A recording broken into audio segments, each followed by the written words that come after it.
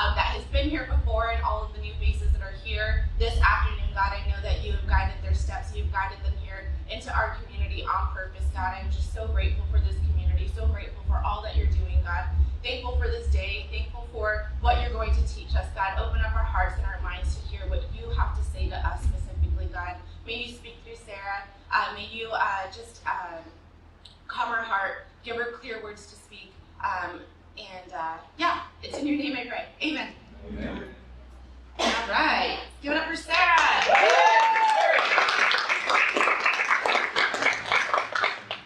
Woo! Thank you. Hi everyone, I'm Sara. If you haven't met me, a little bit about me. I'm actually a seminary student, and that sounds really impressive, except for not to me. It's pretty scary actually, because it's a lot of dedication and a lot of trusting God, which isn't always easy. So today we're actually talking about loving difficult people and what that really entails. So I just wanted to start with asking you guys a question. What is something that other people do that just make you so angry and mad? Anybody want to answer that? What makes you really angry that people do? Lie. Is that control? Lie? Don't pay attention to people around them when they're in the store. Don't pay attention to people around them in the store. Last minute cancellation of plans. Last minute cancellation of plans. They don't know what a turn signal means. They don't know what a turn signal means. Ooh, Tardiness. What? Tardiness. Tardiness. Lack of punctuality. Well, I'm going to talk to you about something that actually makes me pretty mad. And one of that is actually injustice. I hate it when, especially if innocent people are involved, when something just horrible happens and nobody does anything about it. And some innocent person is hurt, killed, or their lives destroyed because of the actions of someone else. It makes me really mad, and it's something I usually avoid. So I want you all to think about something that just infuriates you, that happens either in your circle or in the world, that you just cannot take, and you cannot think about it, or you'll just blow up, you know. So I think I've always been like the person who wanted good things to happen to people, and even people I'm not close to, I want good things to happen to them. I want them to have a full, happy life. And so when I see something innocent being destroyed, or I see callousness towards that, it just makes me so mad because it's injustice. So I want to talk to you about a trip that Bob went on. We're reading Everybody Always by Bob Goff. And he has gone to Uganda several times. And when he's there, he always tries to get himself in some sort of shenanigans. And this particular trip, he visited a prison. And they told him about a girl who was there who was just 13 years old. And she had been in prison for 2 years. So she was only 11 years old when they imprisoned her. The charge he found out was for kidnapping. Something you should know about Uganda is witch doctors are in heavy power there. And they believe that they can gain power by sacrificing children. And it's actually quite horrific to even think about what they do to these children. And it's infants and it's young children, because they feel that they can gain power by destroying their innocence and killing them, and just in horrific ways. Something you would think a serial killer in the United States would do happens all the time in Uganda. And the country are afraid of the witch doctors, and they don't do much of anything. That's changing. But this is the story before it really started changing. So I'm just going to read a little bit. It's impossible to completely read someone in a short visit, but I just wasn't getting the I'm a kidnapper vibe from this girl. So I asked her what had happened. She told me she had been asked to take a baby girl to a child's mother in a neighboring village. You and I would have asked more questions, of course, but she was a young peasant girl, only 11 years old, who was used to doing things she was told. She took the baby to a hut and put the child in the arms of someone she thought was the baby's mother. As soon as she stepped outside the hut, she heard the baby crying. It wasn't the normal cry of an infant. It was a desperate scream. It turned out that this wasn't the baby's mother at all. She had been tricked into taking the baby to a witch doctor for a child sacrifice. Before the baby's life was taken, the peasant girl rushed back in, grabbed the child, and ran back home. But by then, the villagers had realized the baby was missing. And when she returned with the child, she was arrested. The warden was present during this conversation, so I asked him which jail the witch doctor who was going to sacrifice the child was in. I wanted to get the other side of the story, but the warden shook his head. No arrest had been made. No questions had been asked. No one went after the witch doctor. So that infuriates me, because if you've ever held a child in your arms, you know how innocent and how precious they are and how much we should protect them, or how much they need our protection. So that whole circumstance, it really infuriates me. And it makes it really hard for me to love the witch doctor, or to love the person who told the little girl to take the child to her. So you think about that, and you think about how we're called to love that person. And it's hard. It's hard to say, I love you even though. I love you even though.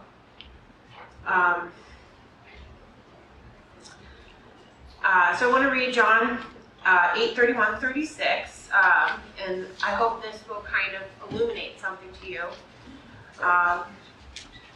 To the Jews who had believed him, Jesus said, "If you hold to my teachings, you are really my disciples. Then you will know the truth, and the truth will set you free." They answered him, "We are Abraham's descendants and have never been slaves to anyone. How can you say that we shall be set free?" Jesus replied, "Very truly I tell you, everyone who sins is a slave to sin. Now a slave has no permanent place in the family, but a son belongs to it forever. So if the Son sets you free, you will be free indeed." So I want you to just capture the moment there. Everyone who sins is a slave to sin. So that means whether we have our sins that we deal with that irritate people and maybe hurt them, or somebody who does horrific things, we're still all slaves. We're still all slaves to that sin, and we're still in the same boat. It just looks a little different to us. But to God, He just sees that we're all thinking, and He wants to help us. I do want to also jump into the Bible again and go to Mark 15, and we're going to talk about Mark 15, verse 6 through 8. Now it was custom at the festival. So first off, we're talking about when they're preparing to crucify Jesus. So you probably have read this story before or heard it, but it was custom at the festival to release a prisoner. And as you know, during that time, or maybe you don't know, but there are 3 men scheduled to die on the cross. 2 were thieves, and then the third was Barabbas. A man called Barabbas was a prisoner with the insurrectionists who committed murder in the uprising. So I think I'm going to bring this to something that's been going on. Yesterday there was a shooting in Odessa, Texas, or shootings, where a man went up and down the street and just shot people randomly. That's pretty much what an insurrection is. It's somebody who's trying to create or incite violence, terror, uprisings, overthrow governments, or just create chaos. So it's cold-blooded murder. No connection to these people, he just did it. So think about how infuriating that is, that happened, and how heartbreaking it's been for the families. And So if we skip down to verse 9, do you want me to release the King of the Jews, that's Jesus, asked Pilate, knowing out of self-interest that the chief priest had handed him over. But the chief priest stirred up the crowd to have Pilate release Barabbas instead. So Jesus, who had committed a crime, was put in the place of a murderer, a cold-blooded killer, a robber. And that is really something I want you to get right now, is that was what he came here to do. He didn't come here just to save people who, cheat on their taxes, or they're mean to their sister, or maybe they did a few bad things. He's here to save even the worst of the worst of the worst, because he sees value in them and he sees their true worth. And I think that's the hard thing to grasp for me, is that I see what the carnage is, and God sees the actual person and the damage that's been created and the desire to heal them even when they've done just despicable things.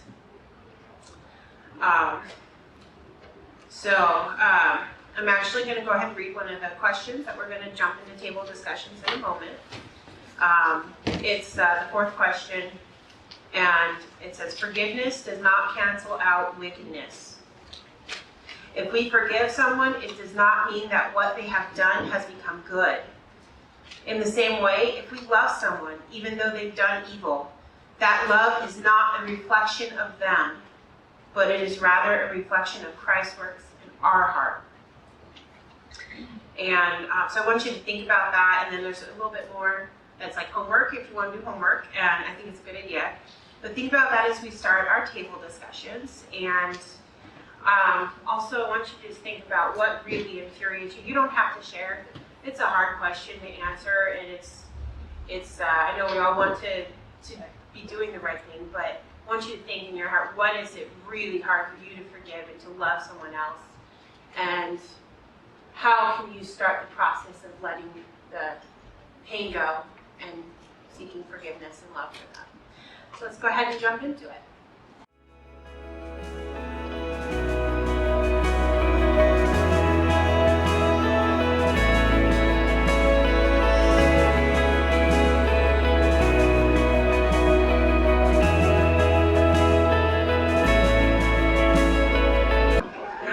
So let's just read the key ideas first. People who want a reason to delay often wait for plans. People who are becoming loved don't. It is almost as if Jesus knew we'd invent excuses under the guise of waiting for his plan. So he made it simple for us. He said his plan for all of us was to love him, and then find people who are hungry or thirsty, or people who feel like strangers, or are sick, or who don't have clothes, or are in prison, or creep us out, or are our enemies, and go love them just as they were him. When we are looking for a plan, God often sends us a person. Sometimes God uses the most difficult things in our lives to show us the most accurate things about our lives, if we have the guts to receive a little grace. What do you guys think about those? I'm just curious. Anybody have thoughts that? No? David? It's almost expected. Yeah. I guess the third one speaks to me the most with the whole, especially the part where it says if we have the guts to receive a little grace, what does that grace look like? Sometimes it's confrontation, sometimes it's some quirky dude in the worship center basically speaking out the reality to know God's speaking to you. It's like, yeah, that's me. Oh, that hurts even more. Something like that. Something where it says God will tell you through all of that. It's like, I love you despite all of it, and go ahead and move forward because I love you. Do it no more, and just keep going, and it allows you to keep walking, and you get to walk further because you've overcome that one step, that one barrier in your life. So, and that word grace means a lot to me, more than everything is important, but what speaks to me the most is grace. I think that having a humble heart makes it easier to love and be loved, and to receptive to others. Eric? You know, it's like when we talk about the most difficult things in our lives, show us, things about our lives. It's like, it's not what we're going through sometimes that defines us, but it's how we go through it, and that brings out a lot of character. So, I know we asked this one earlier, but is there anything else that makes you angry, that makes you struggle to forgive people that you'd like to share?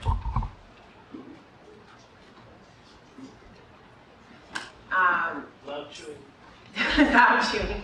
Seth? Well, we were talking to our two, Kim brought up that this question is a little different than the one you had asked before about irritation, if you will. And there's a difference between irritation, annoyance, and frustration than there is with like anger. That takes it kind of another level. That's really where forgiveness starts to come into play is anger or hurt, some of the deeper things. And how a lot of times we even talk about how on the level of it, those things that we say, where Kelly was mentioning broken commitment, and how that really rises to the place of it can be something that makes you angry or being hurt. And so to drill down deeper in that, it was like, well, why that? Like somebody else would be like, oh, yeah, people do that all the time with me. I just like blow it off, just keep on going, like, whatever, go with the flow. Because deep down for her, and for some of us, we each have our own things like this, it's all about the value of it speaks to the value of the relationship, and the value that person places on that person, the respect that they have for that person to her. And so each of us have those types of things in our lives that those little annoyances or irritations of what it seems to be goes to the level of maybe hurt where then needs to be forgiveness. And so being able to have that kind of understanding and an open relationship of understanding each other and what those things are in each other's lives means we stop sticking those daggers into people's lives because of our actions that to us don't seem to be much, but to others can be everything. Anyone else on that, or tell me? Actually, John? So when you're driving down the road, and all of a sudden somebody just cuts you off in the worst way, and you realize that there's a sticker that says from a different church, not Cornerstone, never had it, but like a different church. And in the moment, you're just like, your anger flares up, right? And you're like, of course, it's that church every single time.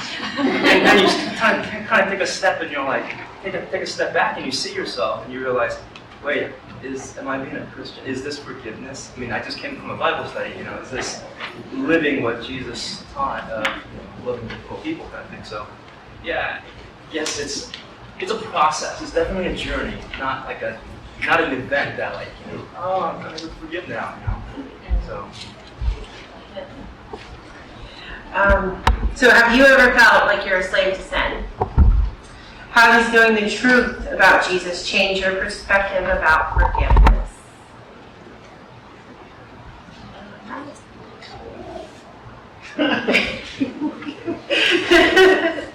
Thinking on David. David, you have thoughts. You have some great thoughts at our table. I get to. Where were we? Oh yes. I was sharing on the table. I gave up a couple of addictions that I've had, and it was rough because a lot of times one would think a sin is I'm going to go and intentionally hurt someone, or to say something mean-spirited. But a lot of times it's just an addiction. It's just putting something before God. For me, that was anime and video games. When I was frustrated, when I was angry, I would just say, instead of kneeling and say, Jesus, help me, it was more like, all right, I'm going to go beat up some newbies at video games. Why not? And I did. And I would just focus on that, just stay in my room and not do anything else than that. And all of a sudden, giving up on it and being able to go through this process of healing. Someone that's actually from Young Professionals recommended something called Celebrate Recovery, so I got to go then, and it's amazing, it's transformative. It's awkward, but it's also very engaging. And a lot of the people, by the way, kind of fulfill what this book is about support and loving others. It's ridiculously supportive. So I recommend it for anybody who's in pain. But going back to it, Jesus has changed my perspective by going through that process of healing and saying, you know what, you've been doing it this whole time. It's like, that's okay. I'll forgive you. Let's move on. Let's keep going. And now that I can go to Jesus, I can kneel in front of my bed or wherever I'm at, or sometimes not even kneeling, just sit down and say, I'm not a slave anymore. I have an identity through Christ that has forgiven me, and not just for what I've done before, but what I'm going to be doing, or the mistakes they'll commit afterwards. So, I don't know, that was my perspective on it, how it's changed. Anyone else have some thoughts on that? Okay, let's read the last one and close out. Forgiveness, we read this before, but we'll read it again. Forgiveness does not cancel out wickedness. If we forgive someone, it does not mean that what they have done has become good, or as Nicole pointed out, that it's acceptable in any way. In the same way, if we love someone even though they've done evil, that love is not a reflection of them, but rather it is a reflection of Christ's work in our hearts. And I encourage you all to just complete this and write out a list of people, situations, or circumstances in which you struggle to love others. And over the week, I encourage you to pray and talk to someone about that that you trust, and so that God can help you to let go of pain, anger, and resentment, so that you can show Jesus' love even better.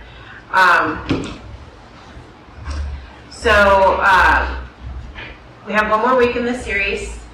I've actually already read this book, and God put it on my heart to see if anybody would like my copy. I believe in sharing books. Once you use them, then give them on. So if there's anyone who wants this book, wants it for themselves, come see me.